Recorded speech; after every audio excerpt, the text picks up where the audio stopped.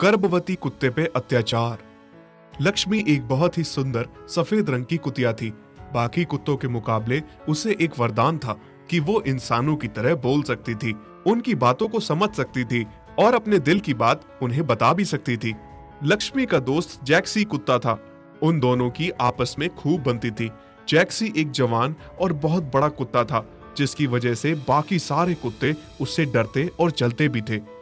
जब एक दिन बड़े बड़े कुत्ते दो छोटे छोटे बिल्ली के बच्चों को छेड़ रहे थे, तो वो बच्चे बहुत जोर जोर से रो रहे थे, पर वो कुत्ते उन्हें मुंह में उठा उठा कर जमीन पर पटक रहे थे। तभी जैक्सी और लक्ष्मी वहां आ जाते हैं। जैक्सी से ये सब बर्दाश्त नहीं हुआ और वो कुत्तों को मार के वहां से भगा देता है।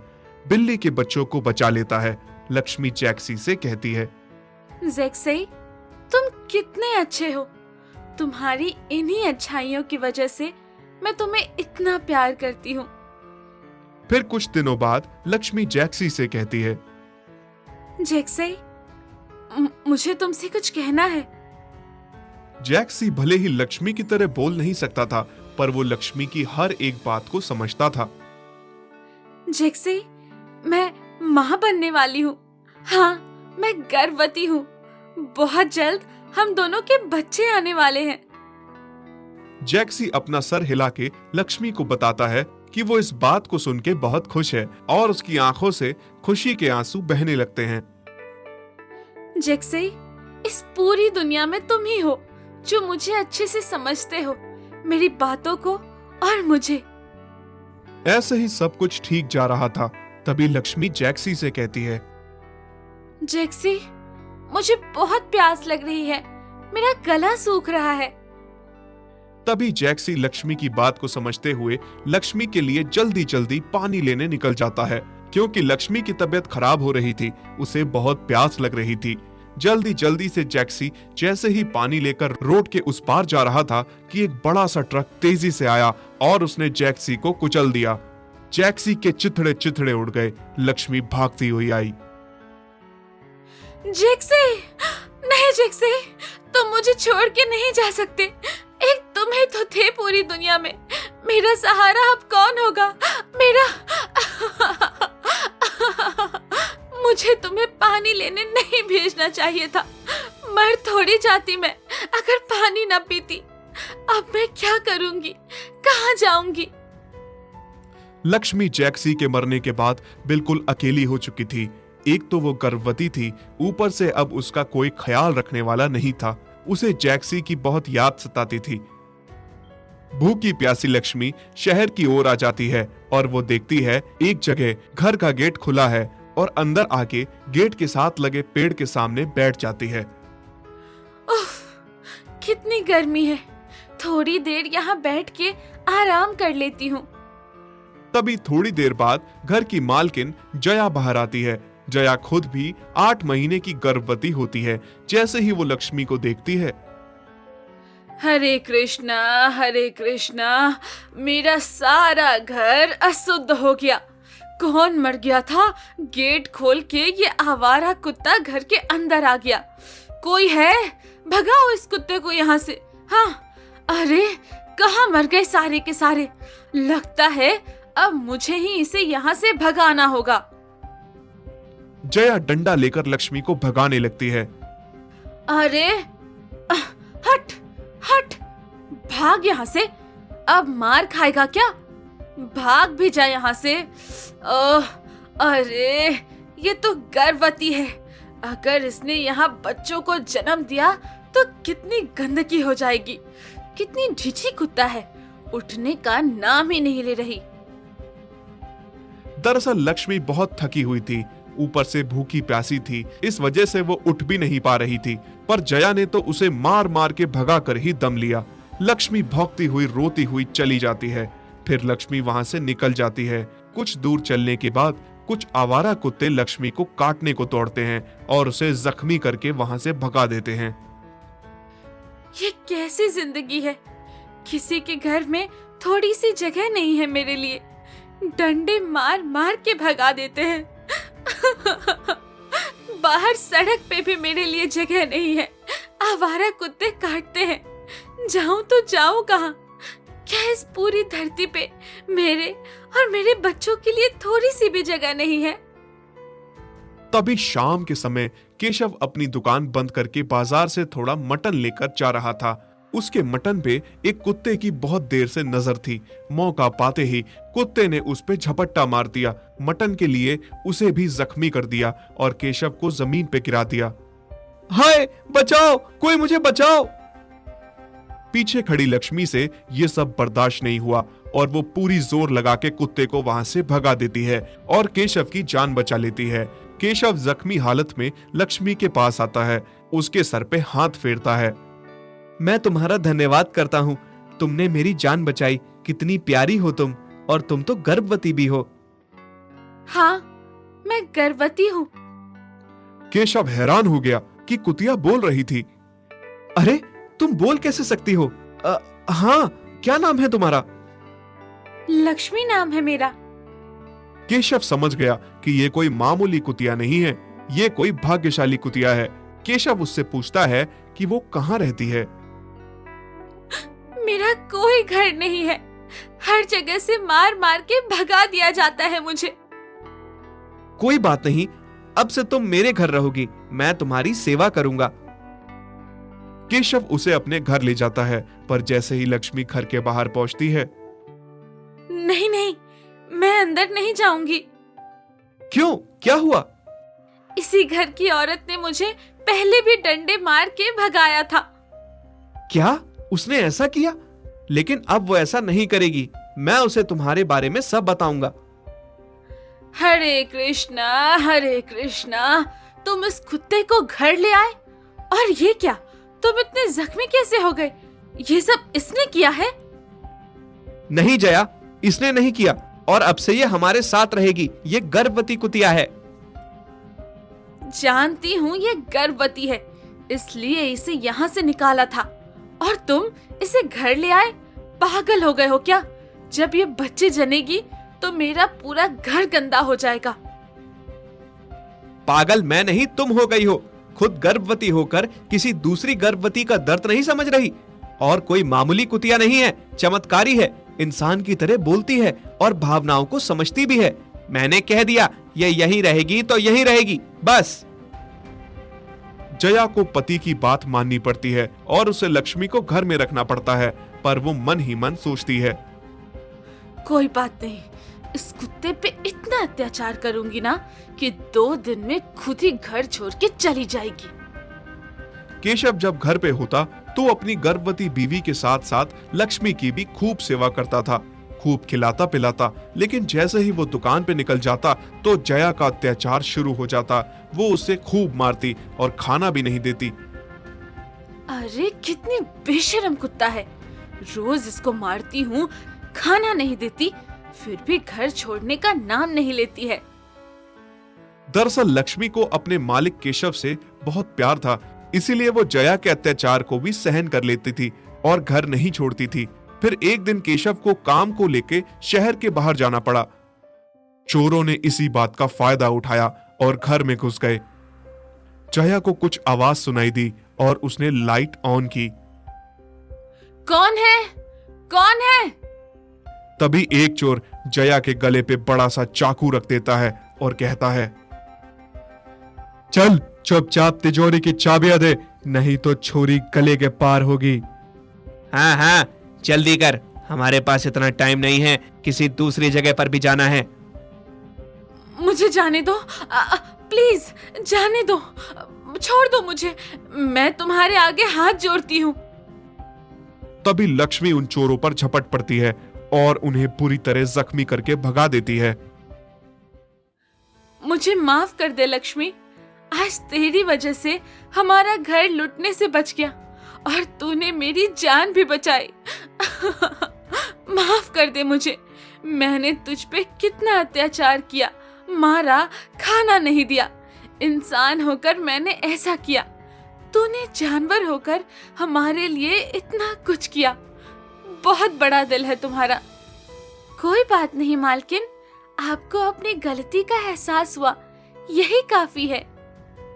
उसके बाद जया लक्ष्मी की खूब सारी सेवा करने लगी, उसे अच्छा अच्छा खाना देने लगी। थोड़े दिनों बाद लक्ष्मी 2 प्यारे प्यारे बच्चों को जन्म देती है। साथ ही जया की भी एक प्यारी सी बेटी हुई। लक्ष्मी के घर में आने से केशव का कारोबार दिन ब दिन बढ़ता ही गया। देखा जया, मैंने कहा था ना, लक्ष्मी बहुत चमत्कारी कुतिया है। उसी के आने के बाद हमारे कारोबार में इतनी बढ़ोतरी हुई है, हमारे घर में इतनी खुशियां भी आई हैं। हाँ जी, आप सही कह रहे हो। अब हम लक्ष्मी को खुद से कभी दूर नहीं होने देंगे। रामलाल एक गरीब किसान था। उसके पास कम ही पैसे हुआ करते थे। बहुत मेहनत करता था, पर उसको कोई फायदा नहीं होता। यहाँ तक कि उसके पास बैल भी नहीं थे। वो अपनी मेहनत से ही थोड़ा बहुत खेतों में उगा लिया करता था। अब फसल उगाने का समय आ रहा था। वो परेशान था कि वो खेतों में काम करे तो करे कैसे, क्योंकि उसके पास तो कुछ है ही नहीं। एक दिन वो उदास बैठा था। सुनो जी, मुंह हाथ धो लो, मैं खाना लगाती हूँ। नहीं भाग्यवान, आज मन नहीं है, रहने दो।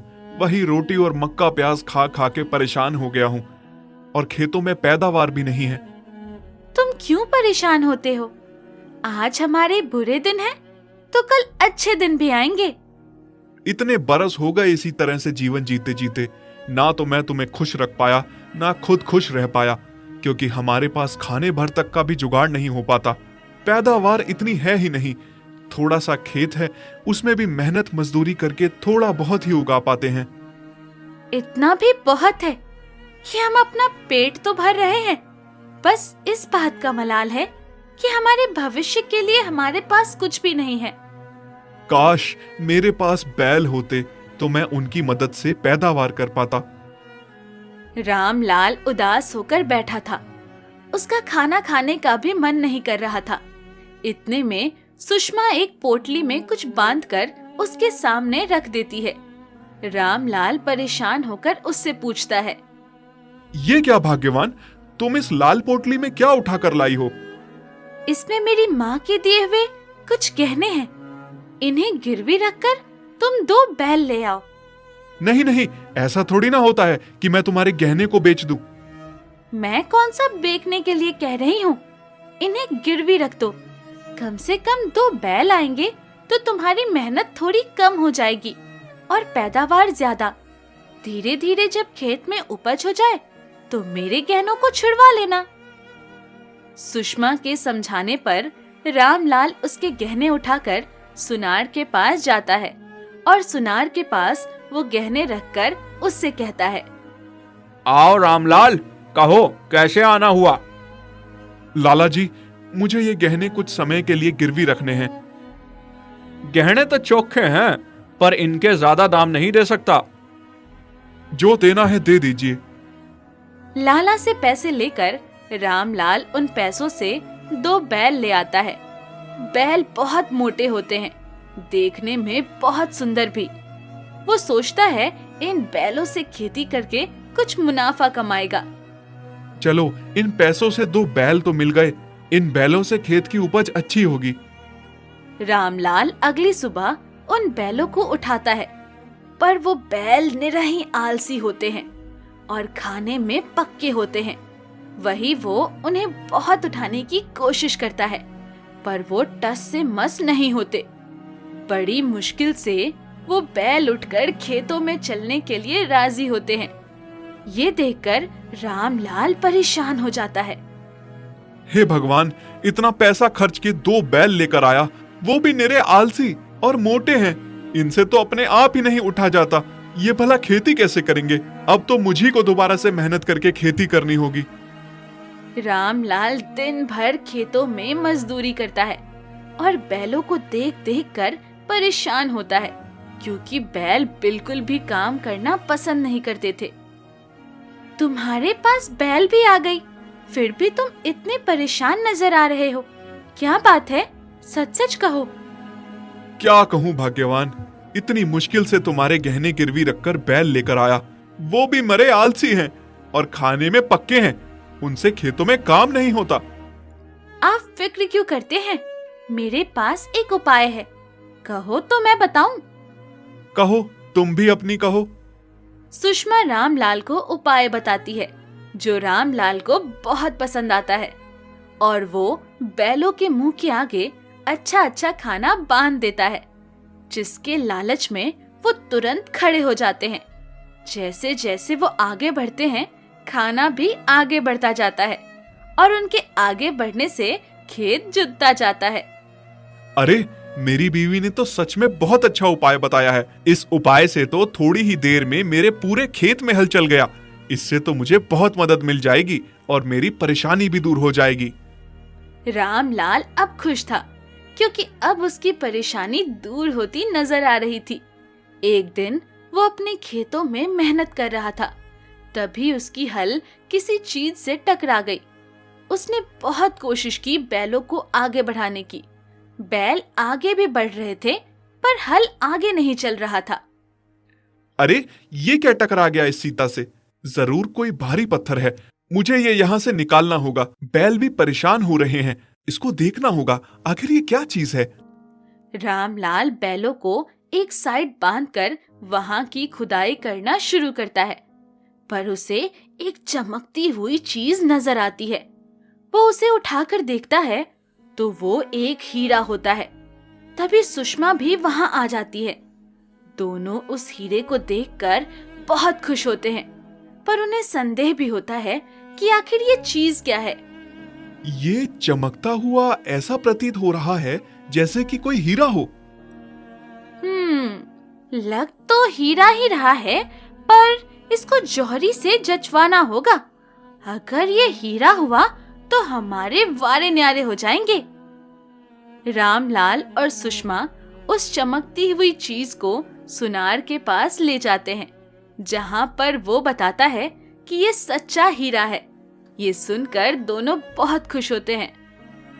हमारी खेत में हीरा निकला है। ये तो हमारे लिए बहुत खुशी की बात है। इसे बेचकर हमारे सारे दुख दूर हो जाएंगे। इसे बेचकर मैं सबसे पहले एक ट्रैक्टर लूंगा जो मुझे खेती में मदद करेगा।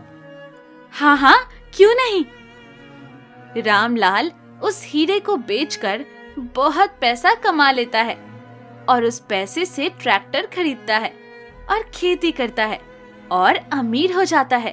अब उसके गरीबी के दिन जा चुके होते हैं। अब वो गांव का सबसे अमीर किसान होता है।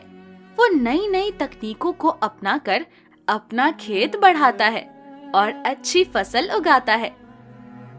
कभी सोचा भी नहीं था कि हमारे खेत में हीरा निकलेगा और हमारे दिन पलट जाएंगे। अगर ये आलसी दोनों बैल मेरी जिंदगी में ना आते तो मुझे ये हीरा मिलना मुश्किल था। इन्हीं दो बहनों की वजह से ये मुझे हीरा मिल पाया है। और असल में देखा जाए तो मेरे असली हीरे तो ये दो आलसी बैल हैं। सही कहा आपने। अगर ये दो आलसी बैल ना होते तो हम इस हीरे तक ना पहुंच पाते। मैं इन दो आलसी बैलों को अब कहीं नहीं जाने दूंगा। रामलाल उन दो आलसी बैलों को बहुत प्यार करता, उनको अच्छा अच्छा खाना खिलाता और उन बैलों से कभी कभी काम भी करवाता।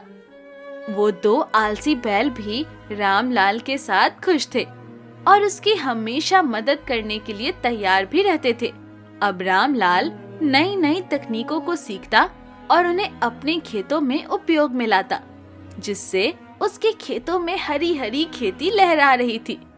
अब उसके गरीबी के दिन जा चुके थे और अच्छे दिन आ चुके थे।